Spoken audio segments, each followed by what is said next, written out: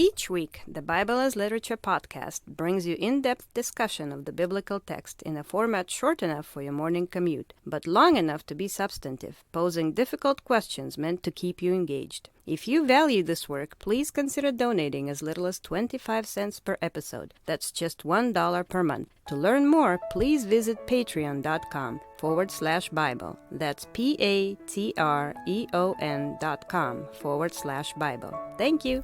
Hi, this is Father Mark Boulos with the Bible as Literature podcast. Why does Mark associate prophetic concepts of abundance with the commandment to take up the cross? In what way do popular concepts of carrying the cross associated with hardship fall short of the commandment's meaning? How does the crucifixion in Mark test our trust in God's generosity? This week's episode is in memory of Father Thomas Hopko.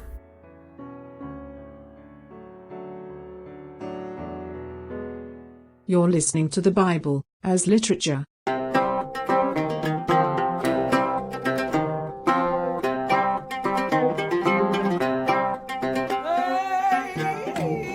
Hi, this is Father Mark Boulos. And this is Dr. Richard Benton. And you are listening to episode 61 of the Bible as Literature podcast. So, Richard, you had some thoughts about the gospel this weekend, which was for the exaltation of the cross. And to clarify for our listeners, we are referring to chapter 8 of the Gospel of Mark. When you hear oftentimes, take up your cross, pick up your cross, it's the cross I bear, that sort of thing. The way people popularly use this is as an image of something hard to do. Oh, my kids, they have very strong personalities. It's the cross I bear. This is the kind of way that people talk about what it means to pick up your cross. It's something heavy. Or the classic first world problem.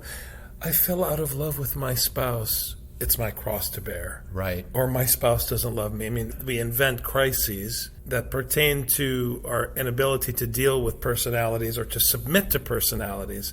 And then we co-opt this language of the cross, and it's very disappointing. Right, and it's funny because when Jesus is talking about picking up your cross, he's not saying, accept your crisis. That's not what he's saying. It's not marriage counseling. It's not marriage counseling. When we were talking earlier about it, I said, there's a difference between carrying something heavy and carrying a cross. He doesn't say pick up your cinder block and follow me. He says pick up your cross.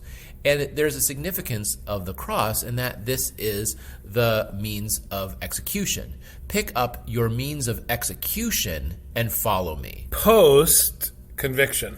Exactly. The only time that you would be carrying a cross in the Roman Empire is if you'd already been arrested, already been convicted, already had a punishment imposed upon you. A sentence, a judgment. Once you've had your sentence, then you pick up your cross, and once you pick up your cross, you have a very limited amount of time to live left. You're picking up your cross and you carry it, up there to the top of the hill, and that is the end of your life, up there at the top of the hill.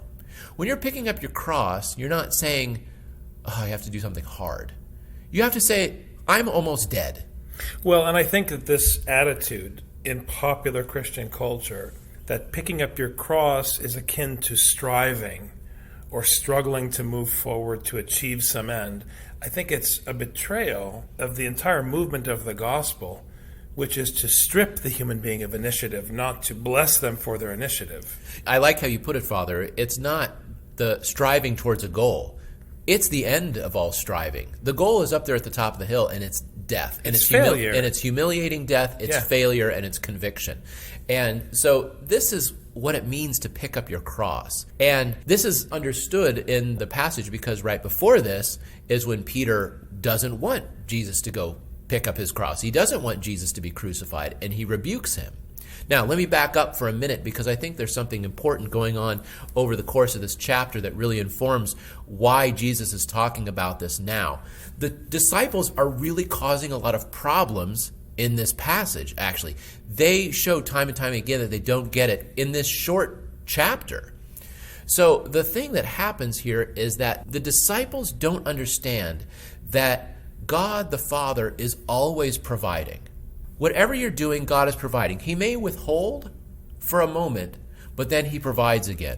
And that it's all about understanding this teaching, which is that the human being always lives with what he needs until he dies. This is the basic teaching of Torah, and this is what we have all the way from Genesis 1. God created a garden so that the people would have everything they needed to eat, everything they needed to drink, and the animals were there to help them. They had nothing to worry about. This is the way that the world was supposed to be set up. But because the human being thought, there's a tree over there that looks very tasty, and I would like to know about good and evil, therefore I'm going to eat that.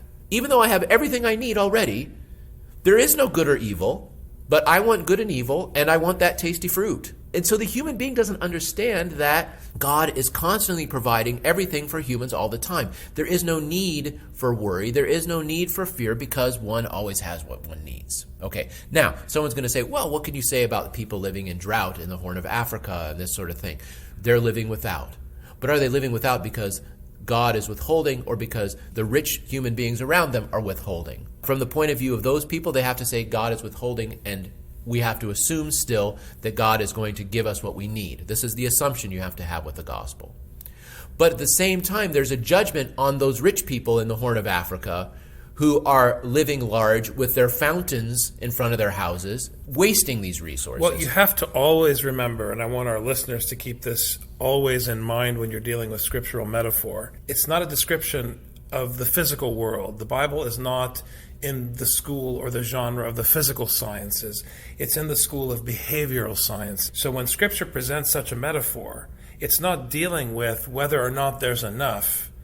It's dealing with the dynamics of human behavior as they pertain to the problem of scarcity. Because the fact is, people living in poverty, because their situation forces them to accept what they can't control, very often are much happier and healthier psychologically and in their relationships and in their communities than we are in the West. And anyone who's traveled to a second world or a third world country, I hate those categorizations, but they're terms of convenience, to a country that hasn't benefited from the abundance of Western industrial wealth, they often and regularly discover that people over there have stronger families, tighter communities, and are just generally happier. They have healthier relationships with their children.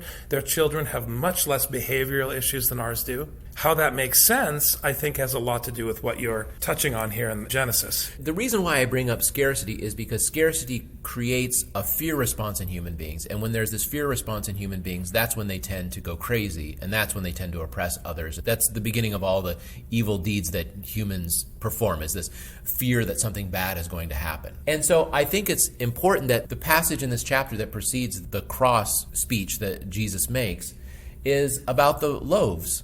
And when their multitude is out in the desert, the first thing the disciples say is, what are they going to eat? Jesus, we don't know what they're going to eat. You know, they're having a crisis because, well, how are they going to have enough? How can God provide food in the wilderness, Jesus? Which is ironic because they're disciples and supposedly students of Torah. Can God provide food in the wilderness? Well, yeah, actually he did after the Exodus. Like, we know he can do this. But they forgot. They don't know. So Jesus says, okay, what bread do you have? Okay, whatever bread you have, it's enough for everybody. Whatever food is there is enough for everybody. Don't worry about it. Oh, wow, how'd they do this? And they even had leftovers. So then later on, Jesus warns them, don't accept the leaven of the Pharisees. And they say, oh, he's talking about bread, meaning, oh, we're not supposed to take their bread. You know, we only take the Jesus bread. And he's like, that's not what I'm talking about. The problem is that Jesus provides you all the bread you need because of his teaching. So why then would you entertain the teaching of the Pharisees? You know, because the teaching of the Pharisees leads to insiders and outsiders. And why do you have insiders and outsiders? Because we don't want to share what we know we have. We don't want to share what God has with those on the outside. So therefore we cut a division. Those on the outside, sorry, God doesn't care about you. God can't really help you until you're willing to become one of the insiders. And once you're on the inside, we'll keep track of you to make sure that you're still okay, that you're still one of the insiders, because we only have limited resources in here. We can't just give everything to everybody. God isn't just going to give everything to everybody. That would mean the end of our community. That would be the end of the community. But Father Mark, the gospel you're preaching undermines our gathering as church. Well, yes, it does. Because the proposition of the gospel is that God came for the sake of the entire world, not for the sake of you. And by signing up for this, You're committing to that cause for the life of the world at your own expense. So why are you defending your group? And as you well know, Father, the whole dispute with Peter in Galatians is that, will God be able to show his grace on people who aren't circumcised? This is the big question. The answer is, of course. Why wouldn't he be able to? But the big question is a big lie and a self-delusion for the insiders, because the gospel exposes their actual intent. Whatever they tell themselves so they can sleep at night is a different matter. Mm-hmm. But their functional intent, their behavioral intent, is to increase their stature and to magnify the importance of their inner circle. That's why Paul makes fun of them when he calls them the pillars and those of repute. So, it's clearly the dynamic in Mark. That's another discussion. Right. That polemic against the Pharisees corresponds to the polemic against the pillars in Jerusalem. Well, and here, Jesus is using the polemic against the Pharisees as a jumping off point to get on the disciples' case, saying, you're still trying to figure out the bread. The bread is a given. The point is that there's enough for everybody. If you believe there's enough for everybody, the Pharisees then become irrelevant. Their teaching no longer functions. So if you understand that the bread means that God provides for everyone, even in the wilderness, then why would you take this teaching seriously that would say that there's only a certain amount, a finite amount, and we can only serve a certain amount of people so much before we run out? He's like, it's like, I'm God. Well, I'm God. It's not going to run out. Come on. But can't you show us your record-keeping books, Lord? Well, we need proof that you're keeping books correctly so we can see how much you have stored up for us. And this is interesting because that's what he critiques the people, saying, there shall be no sign given unto this generation. I think we should hire an outside consultant to audit God. Well, this is exactly. It's like, we want to just be sure. It's like, you just received the bread in the wilderness. What do you want? What more do you want? And, he goes on. Having seas, see you not? And having ears, hear you not? And do you not remember when I broke the 5 loaves among the 5,000? How many baskets full of fragments did you take up? 12. And when the 7 among 4,000, how many baskets full of fragments did you take up? 7. And he said to them, how do you not understand? Literally, that's verse 21. And he said unto them, how is it that ye do not understand? How can you not understand? I did it twice. I showed that there's enough for everybody, even in the wilderness. And Exodus did the same thing. Yeah. How do you not understand? This is why I struggle with Western concepts of what they call stewardship in the churches, because I often hear people say, well, if people knew, Father, what their money was going to, it might change their giving habits. And I said, if that's the case, I don't want their money for the church because it's condemning them. I have seen people in my tenure as a priest give large sums of money or make tremendous sacrifices for others, not necessarily for the community directly, like in terms of giving to the church, but just made a sacrifice for others in the community. And the force and the power of those offerings, when they come, is that they are given with the attitude and the spirit that I'm giving this to God. It's none of my business what happens with this because it doesn't belong to me. That attitude of giving corresponds to the generosity of God the Father in the story of Jesus Christ here. Right. And, you could get an accountant and you say, okay, 5 loaves will feed 5,000. So 1/1000th of a loaf per person then leaves in another. Okay. So as long as we have for every person 1/1000th of a loaf, we'll be fine. That's how the human being then will try to predict. Okay. So if we run into this situation again, Jesus, and we're out in the desert and we have 5,000 people, if we have 5 loaves, we'll be okay, right? Completely missing the point. It's not about how many loaves you started with. It's that God can provide out of nothing. That's the point. You say, well, as long as I give 10%, I'm good. No. You have been given everything out of nothing. And so you have to give everything unto nothing for you. Right. You have to have that spirit. The bottom line is that giving and receiving in Scripture is a zero-sum game. Everything is on the line. And everything is a test as to whether or not you really trust that the one who provided the loaves and the fishes can provide everything. And that trust has to be so complete that it would lead you to this discussion of what the cross really is in Mark chapter 8. After this, we have the episode with the blind man who, when Jesus puts the thing on his eyes, he can kind of see but not quite see. And then he has to do it again so that he can really see. And I find this very funny because Jesus has fed the multitude in the wilderness twice before he finally has this discussion of like, how do you not understand? And the blind man gets healed twice, so to speak, before he can understand, before he can see again. So I think that this is a metaphor of what's going on with the disciples. It's like Jesus can try his best to heal, but sometimes it doesn't take. And that's not Jesus' fault. It's because of the hardness of your heart. It doesn't say the hardness of the heart of the blind man, but I think the situation is parallel. You can't see, so sometimes Jesus has to work on you twice. Which may correspond to the temptation of Moses in the wilderness. Moses doubted God for no cause at the waters of Meribah. But the Lord has showered abundance on the children of Moses with no cause, and they even doubt his generosity, so he has to do it twice. It's very interesting, because 2 also in the Old Testament is technical. It's a technical number because you always have 2 to bear witness. So Jesus is bringing a witness against them of his Father's generosity, which again, I think, leads up to this discussion of the cross, because once you pour generosity upon the people and you bring a witness against them with these doublets, what comes next? It's the question of where your heart is and what the consequences are for someone who gives their heart over to the kingdom of the heavens. Right, and this is exactly where, in the next scene, Peter gets into trouble, because this is where Jesus has the famous discussion with the disciples, who do they say that I am? And Peter says, you are the Christ. And he says, great. And then he says, he's going to be crucified. And he says, no. He rebukes him. Peter rebukes Jesus. And he says, get behind me, Satan. Now, why does this fit in this context? Or how does this fit in this context? Well, the people, the disciples, were not clear about how this whole abundance thing works. Well, how do we know we're going to have enough next time, Jesus? Are we sure? Because I understand we had 2 times out of nothing, but there's no guarantee we're going to have a third miracle here. Jesus, the way you're talking, you're going to have a short lifespan. We need to go speak to a financial advisor. It would make a lot more sense than just feeding 5,000 here and then fighting 5,000 there, because what happens when we end up in a wilderness and there's not enough? This is the fear. We're not going to have enough. And so Jesus is trying to get the people to see his gospel, which is there's going to be plenty. There's going to be plenty. It's fine. You've got what you need. He's trying to convince them of this, and Jesus says, oh, and by the way, I'm going to be crucified. Well, then Peter's like, oh, well, I don't know if that's really a good idea. You can imagine in this context, Jesus has been trying to convince them that the Father is going to provide no matter what the circumstances, even if you're out in the desert with no food.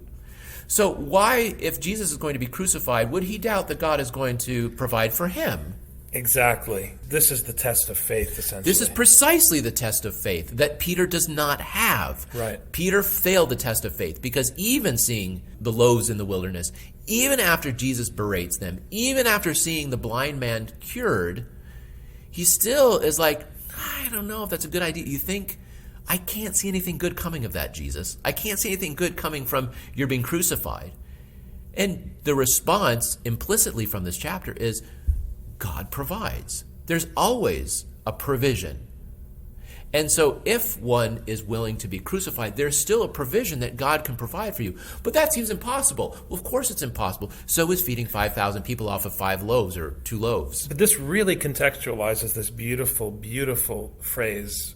What does it profit a man if he should gain the whole world but lose his life, forfeit his soul? What's interesting is that ultimately, in the gospel, what God has provided, as we learned in Genesis, where God did not create humanity, where God created life of which the human being is a part. It is God who provides life. And what reality would you sacrifice the gift of life for temporal gain, for temporal security? Well, and there's a practical side too. I agree completely, Father. Someone is obsessed about gaining wealth because they doubt that there's going to be enough coming up. Rather than taking what they need for today, they have to store up for the next 4 generations, so that what happens if something down the line, if they don't have it, or what happens if, if something happens to my mansion, I need a second mansion. They've lost their soul because they have no trust in God's provision. They have to provide for themselves. They have to be making deals with idols rather than accepting what God gives them. Well, and the brilliance of the cross as metaphor in the gospel is that everyone dies. Death is 100% in the hands of God. I mean, in the sense that no matter how you try to stave off death or prepare for death or try to plan around death, sooner or later, death comes to everyone. It's unavoidable. And so your rush to find security and to gather wealth is futile and pointless when you know that your life is coming to an end. And no matter what you save or gather, it will eventually be squandered or spread among the peoples and will not benefit you or even your children at some point. So why not instead accept that your life is in God's hands? I mean, this is what it's about. It's about accepting that you can't control life and death. You can't control it. It belongs to God. And the best metaphor for that you have no control over life and death is when you pick up your cross, because your life has already been determined. It's over. You're convicted. Someone else decided your life is now over. You accept the judgment and you walk according to God's instruction, which is what Jesus did. It's very important, and I always talk about this on Lazarus Saturday when I preach. Because everybody comes to church on Lazarus Saturday because they want to feel validated that everything's going to be okay and that there is a resurrection and they'll be fine and they'll be in heaven with their family. All of these sort of popular notions of what life and resurrection mean. But the single most important fact on Lazarus Saturday is that Jesus Christ himself did not know anything for certain, but he placed all of his trust in God. That's the difference. Faith does not mean I know it's going to be fine. Faith means I have no idea, but I'm going to place my trust that even though I'm hungry, even though I'm thirsty, even though I'm abandoned, even though I feel threatened by someone else, even though my back is to the wall at the edge of the Red Sea, I'm going to stand back and put my trust in the Lord and let him fight on my behalf. That is the ultimate question. And when you take the stand that you're going to stand back and be still and silent and let God fight for you, something very important happens.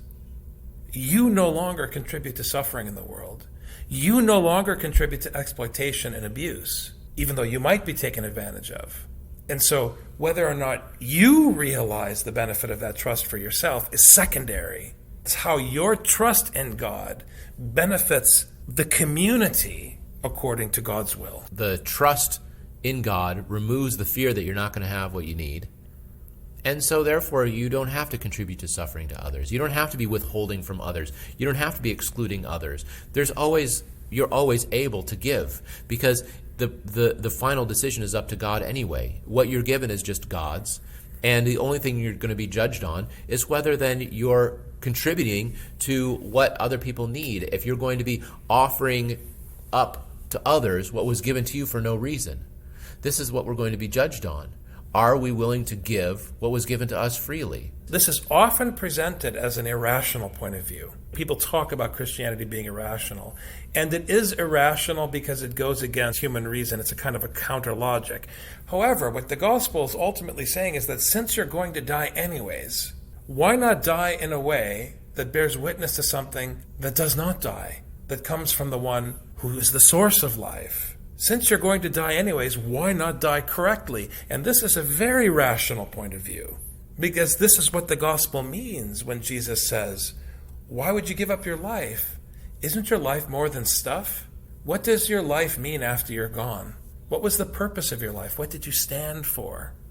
Do you stand for yourself and for your own gain, or do you stand with all the saints who, as Basil says, from all the ages have borne witness to the teaching of the prophets? Exactly. That's what it means to pick up your cross in order to follow Jesus. You can't follow Jesus unless you're picking up your cross, unless you've accepted that God's providence lies on the other side of our death. We don't know.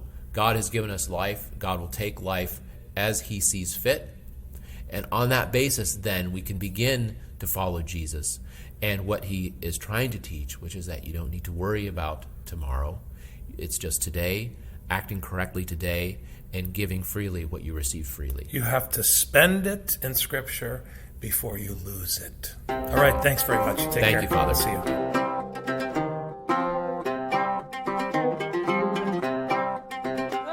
You've just heard the Bible as literature. Thanks for listening. The Bible as Literature is a production of the Ephesus School Network.